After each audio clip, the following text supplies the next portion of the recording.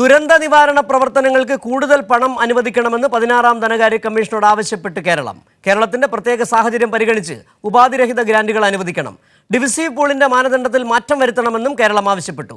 സെസ്സും സർചാർജും അധികമായി ചുമത്തുന്നതിലൂടെ സംസ്ഥാനങ്ങൾക്ക് നഷ്ടമുണ്ടാകുന്നുവെന്ന് സംബന്ധിച്ച കമ്മീഷൻ സാഹചര്യം പഠിച്ച് തീരുമാനമെടുക്കുമെന്നും വ്യക്തമാക്കി. കേരളത്തിന്റെ പ്രവർത്തനം മികച്ചതാണെന്നും കമ്മീഷൻ വിലയിരുത്തി. പ്രകൃതി ദുരന്തങ്ങളുടെ ആഘാതം വലിയ തോതിലാണ് കേരളത്തെ ബാധിക്കുന്നത്. ഇതുമൂലം അടിയന്തര ദുരന്ത പ്രതികരണ പ്രവർത്തനങ്ങളുടെ ചെലവ് കുതിച്ചുയരുന്നു. ഇതെല്ലാം പരിഗണിച്ച് സംസ്ഥാന ദുരിതാശ്വാസ നിധിയിലേക്കുള്ള കേന്ദ്രവിഹിതം 100% ഉയർത്തണം. സംസ്ഥാന ദുരിതാശ്വാസ നിധിയിലേക്ക് പ്രത്യേക ഗ്രാന്റായി 13,922 കോടി രൂപ അനുവദിക്കണമെന്നും 16ാം ധനകാര്യ കമ്മീഷനോട് കേരളം ആവശ്യപ്പെട്ടു.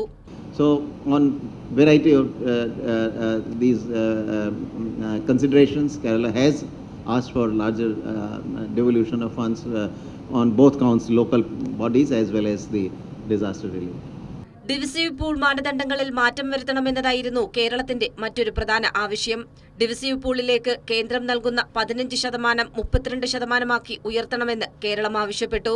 മാനദണ്ഡങ്ങളിൽ ജനസാന്ദ്രതയ്ക്കും ഭൂവിസ്തൃതിക്കുമൊപ്പം നഗരവൽക്കരണത്തിനും വെയിറ്റേജ് നൽകണം. കേന്ദ്ര നികുതി വരുമാനം വീതം വയ്ക്കുന്നത് 50% ആക്കണമെന്ന ആവശ്യം കമ്മീഷൻ മുമ്പാകെ കേരളം അവതരിപ്പിച്ചു. From 41%, which is what the 15th Finance Commission had recommended, 16th Finance Commission should increase it to 50%. Now, this is a very common kind of recommendation that we have been getting from most of the states, and also it is a state which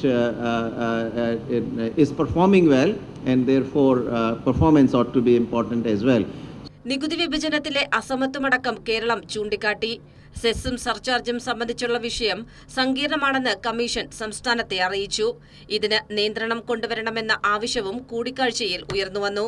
Kairali news, Thiruvananthapuram.